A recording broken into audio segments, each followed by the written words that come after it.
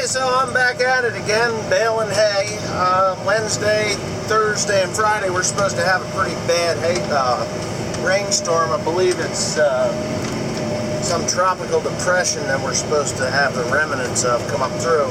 And they're saying as much as 6 inches of rain, which is insane. But I have this 300 acres of hay that I mowed a couple days ago. It got one shot of rain on it, just a little bit, but not really that big of a deal. But there's a lot of hay here. As you can see, these are some monster windrows. I had Timothy and Cody rake this yesterday, and you can still see how tall and fluffy they are, even after settling overnight. I'm probably going to be baling here until midnight, 2 o'clock in the morning. So, yeah, so that brings me to the record that I'm about to set today. I can't break a bale record with this baler as much as you'd like to think. Like, okay, most bales I ever baled with the New Holland baler in a day was 714 bales. I don't know if I'm going to break that record because this baler puts a third more hay in the bale than what the New Holland baler did. But I don't know. I've got like 300 acres. I think it's close to 300 acres down on the ground. I am going to bale them all today. I have already baled 100 bales so far. Just not quite 100 bales. I'm 3 bales short of 100 bales, which I will hit before the end of this video, 100 bales. And I have done approximately 20 acres. So I may be closing in on that 700 to 1,000 bale mark with this Krone baler today. I know I brought my grease gun to grease the drive line, and I have instructed Cody and my father that I am going to need to have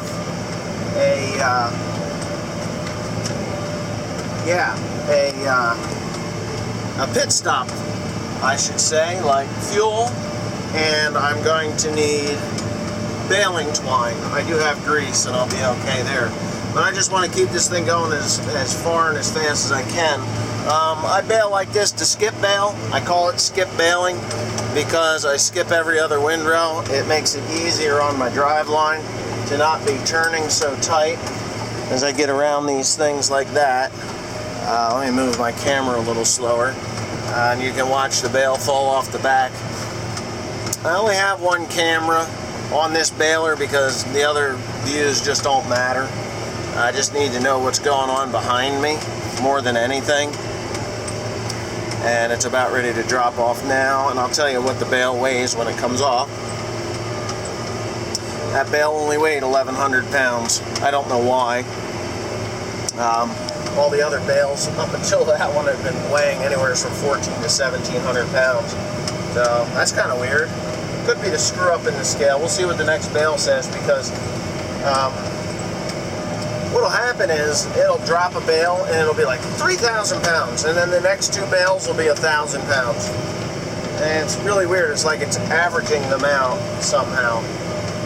So I don't know. Here we go. It's weighing one right now. See, now that one there just went to 1,067 pounds, which is strange. I've got a density of 1,500 psi on the boards, and everything is going very, very well. Just a little concerned about the weight of the bale. Now that one says there's 1,067 pounds, but I just got this sneaking feeling that this thing is doing some hokey shit with these bales. Now let me get up here.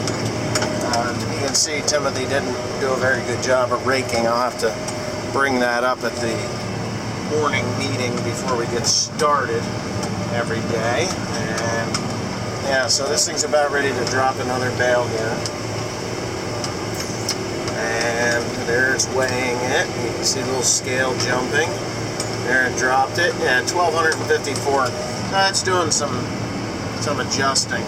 But anyway, yeah. On to the next field. I'll keep you updated throughout the day as to how many bales I make by the end of today. So I've passed over 200 bales now, and I still have a lot to do today. So I'm pretty well confident that I'm going to make 500 or 600 bales today. 5 or 6, something like that. Actually, I should be able to come up with 6 or 7, but we'll see in the end. That's where it'll show at the end. So until then, here we go. This is why you don't let Sasquatches drive balers. Your fault. No, it's actually Cody's fault. Well, we can blame it on Cody, but today has actually been a rather expensive day. It's been a rough day. No, but I had a little incident with the Krone baler, but we have actually got all the parts. It's basically bent tines and hoops, and the little tabs on the rotor were a little ugly, and on the top side I do have a couple of little bent things, but I think I've got an idea as to how I'm going to get that thing straightened out. I don't think it'll be that difficult, but yeah, tomorrow's another day, and of course we got that tropical depression coming at us. If this thing gets uploaded, I'm not going to upload tomorrow because I just don't have time. But yeah, these are unstraightable. Yeah, you can't straighten. That's not coming back. And because of this ginormous flywheel that's up in there, it takes forever for things to stop moving. And that is really annoying because even if you pull the brake, it just doesn't care. It just keeps winding, and you hear ratchet, ratchet, ratchet, bang, bang, bang, and clunk, clunk, clunk, and all this shit going on, and you're just kind of helpless as to what you can do to get it to stop doing that. So anyway, no big deal, I guess. Just that I'm an hour and 10 minutes away from the field that I was working in, and it kind of sucks. But tomorrow, Timothy's going to finish straightening out the other 3 hoops. Yeah. And what are you going to beat me with that thing? Yeah. Go.